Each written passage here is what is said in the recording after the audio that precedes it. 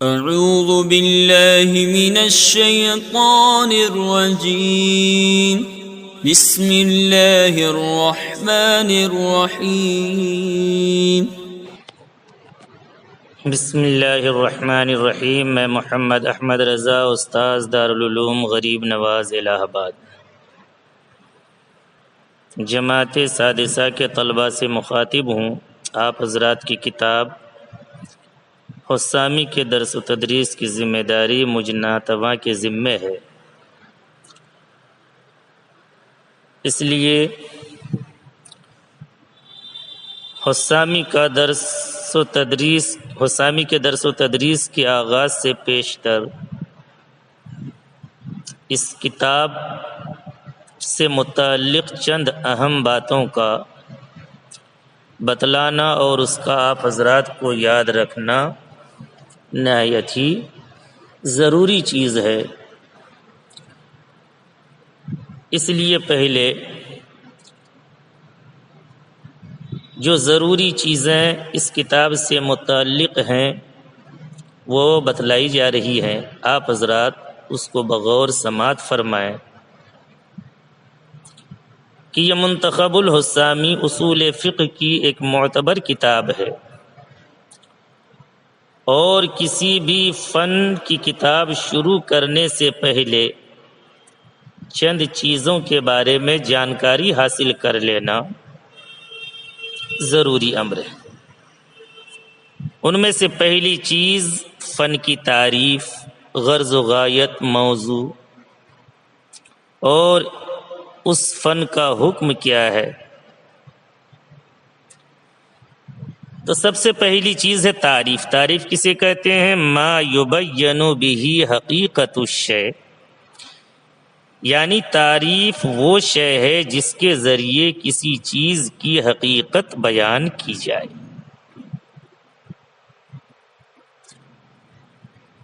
جب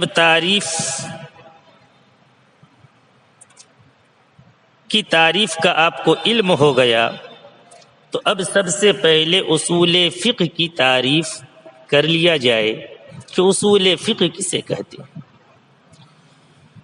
تو آپ نے حضرات نے نور الانوار وغیرہ میں تفصیل کے ساتھ پڑھا کہ اصول فقہ کی دو تعریفیں، ایک حد اضافی اور دوسری حد لقب۔ حد اضافی کا مطلب یہ ہے کہ مضاف یعنی اصول کی تعریف علیحدہ کی جائے اور مضاف الیہ یعنی فقہ کی تعریف علیحدہ کی جائے، چونکہ دو چیزیں ہیں اصول فقہ، تو اصول کی تعریف الگ اور فقہ کی تعریف الگ۔ اور دوسری تعریف حد لقبی، اس کا مفہوم یہ ہے کہ مضاف اور مضاف الیہ کے مجموعہ یعنی اصول فقہ کی ایک ہی تعریف کی جائے۔ تو سب سے پہلے حد اضافی کو دیکھتے ہیں کہ اصول اصل کی جمع ہے، جیسے قبور قبر کی جمع ہے، اور لفظ اصل متعدد معنی پر بولا جاتا ہے۔ نمبر ایک، اصل وہ ہے جس پر دوسری چیز مبنی ہو، جیسے چھت کے لیے دیوار اصل کہلاتی ہے۔ نمبر دو، راجح، جیسے کہا جاتا ہے ان الاصل فی الاستعمال الحقیقت، یعنی استعمال میں حقیقت راجح۔ اصل کا تیسرا معنی قاعدہ، جیسے کہا جاتا ہے ان الفاعل مرفوع اصل من النحو، کہ فاعل کا مرفوع ہونا یہ نحو کا قاعدہ ہے۔ نمبر چار، دلیل، جیسے کہا جاتا ہے ان آتوا الزکاۃ اصل وجوب الزکاۃ، یعنی آیت کریمہ آتوا الزکاۃ یہ وجوب زکوٰۃ کی دلیل ہے۔ اور فقہ کہتے ہیں احکام شرعیہ فریہ کے اس علم کو جو احکام کے ادلہ تفصیلیہ سے حاصل ہو۔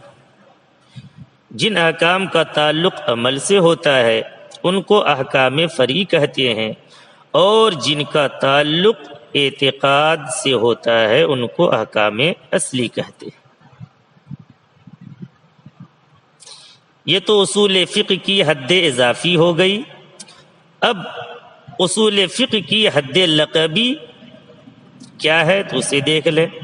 اصول فقہ ایسے قواعد کے جاننے کا نام ہے جن کے ذریعے فقہ تک پہنچنا ممکن ہو، یعنی جن قواعد کے ذریعے فقہ کا علم ہوتا ہو ان قواعد کے جاننے کا نام اصول فقہ۔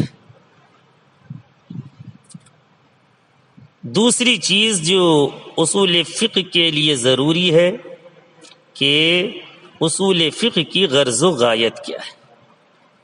غرض کسے کہتے ہیں؟ ما یصدر الفعل عن الفاعل لاجل، یعنی غرض وہ ارادہ ہے جس کی وجہ سے فاعل سے فعل صادر ہوتا ہے۔ تو اصول فقہ کی غرض و غایت احکام شرعیہ کو ادلہ تفصیلیہ سے جاننا اور استنباط مسائل کے قواعد کو معلوم کرنا، یہ اصول فقہ کی غرض و غایت۔ تیسری چیز اصول فقہ کا موضوع کیا ہے؟ تو کہہ رہے کہ اصول فقہ کے موضوع کے سلسلے میں 3 قول ہیں۔ نمبر 1 فقط دلائل، نمبر 2 فقط احکام، نمبر 3 دلائل اور احکام کا مجموعہ، اور یہی تیسرا قول زیادہ پسندیدہ بھی کہا گیا ہے۔ چوتھی چیز اصول فقہ کا حکم۔ اصول فقہ چونکہ اصول دین میں سے ہے، اس لیے اس علم کا حاصل کرنا فرض کفایہ ہے، اور اسے فرض عین نہیں کہہ سکتے، کیونکہ اس میں حرج اور فساد معاش کا سبب بن جائے گا اگر اس کو فرض عین قرار دیا جائے۔ 5ویں چیز اس علم کا مرتبہ کیا ہے؟ تو تمام علوم کے سلسلے میں ایک بات ذہن میں رکھنی چاہیے کہ جس علم کا مرتبہ دریافت کرنا ہو اس کا موضوع دیکھ لیا جائے کہ وہ موضوع کس مرتبہ کا ہے۔ جس مرتبہ کا موضوع ہوگا اسی مرتبہ کا علم ہوگا۔ اس ضابطہ کی روشنی میں جب ہم نے دیکھا کہ اصول فقہ کا موضوع ادلہ، کتاب اللہ، سنت رسول اللہ، اجماع، قیاس اور احکام، اور یہ دونوں چیزیں دینی اعتبار سے بلند رتبہ ہیں، لہذا اس علم کا بھی رتبہ بلند ہوگا۔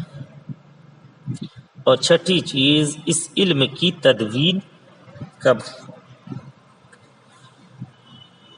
فقہائے مجتہدین نے اپنے اپنے اجتہاد کے مطابق مسائل کا استنباط کیا ہے، اور یہ بات ضروری ہے کہ اجتہادی مسائل کا بیان بغیر اصول و ضوابط کے ناممکن ہے۔ حضرت امام اعظم علیہ رحمت و رضوان جو علم فقہ کے مدون اول ہیں، تدوین فقہ کے وقت یقیناً آپ نے اصول فقہ کی بنیاد بھی رکھی ہوگی، جیسا کہ ان کے تلامذہ میں سے حضرت امام ابو یوسف اور حضرت امام محمد نے اصول فقہ پر کتابیں بھی تصنیف فرمائی۔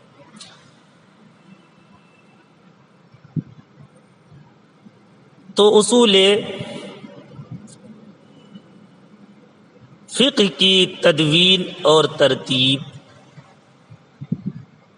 یہ امام ابو یوسف اور امام محمد نے کی، جس سے اندازہ ہوتا ہے کہ علم فقہ کو بیان کرنے سے پہلے اصول فقہ پر کتاب بھی تصنیف کی گئی ہوگی، جیسا کہ اس پر امام شافعی علیہ الرحمہ نے اصول فقہ میں بھی ایک رسالہ تصنیف کیا، جو حقیقت میں ان کی کتاب الام کا مقدمہ ہے، اس کے بعد اس فن میں علماء اسلام نے مختصر اور مطول کتابیں لکھی اور اس فن کو پائے تکمیل تک پہنچایا۔ ساتویں چیز مصنف علیہ الرحمہ کے حالات زندگی ہیں۔ صاحب منتخب الحسامی کا نام محمد ابن عمر، کنیت ابو عبداللہ اور لقب حسام الدین، فرغانہ کے خوبصورت شہر اخسکیس کے رہنے والے ہیں۔ اسی کی طرف منسوب ہو کر آپ اخسیکسی کہلاتے ہیں۔ یہ شہر نہر شباش کے کنارے پر واقع ہے۔ آپ شیخ کامل، امام فاضل اور اصول و فروع کے زبردست عالم دین تھے۔ اصول فقہ میں حسامی، جس کا پورا نام المنتخب الحسامی ہے، آپ کی معرکۃ الآراء تصنیف ہے، جس کا ہر مدرسے میں داخل نصاب ہونا اس کے مقبول ہونے کی بین دلیل ہے۔ حسامی کی بہت سی شرحیں بھی لکھی گئی، جن میں نامی، نظامی، تبیین اور التحقیق اور مولوی قابل ذکر اور متعلقی قابل ہے۔ آپ دوشنبہ کے دن 22 یا 23 ذی قعدہ 644 ہجری میں وفات پا گئے اور قاضی خاں کے قریب مقبرۃ القضات میں مدفون۔ یہ علم اصول فقہ سے متعلق کچھ ضروری باتیں تھیں جو آپ حضرات کے گوش گزار کی گئی۔ انشاءاللہ کل سے سبق کا آغاز کیا جائے گا، اور آپ حضرات کو معلوم ہے کہ حسامی باب القیاس سے آپ حضرات کو پڑھنا ہے، اسی لیے کتاب کے عبارت اور اس کے ما لہ و ما علیہ کو پہلے اپنے طور پر حل کرنے کی کوشش کریں، تاکہ آپ کا ذہن وسیع سے وسیع تر رہے اور کتابوں کو حل کرنے کی صلاحیت آپ کے اندر آئے۔ وآخر دعوانا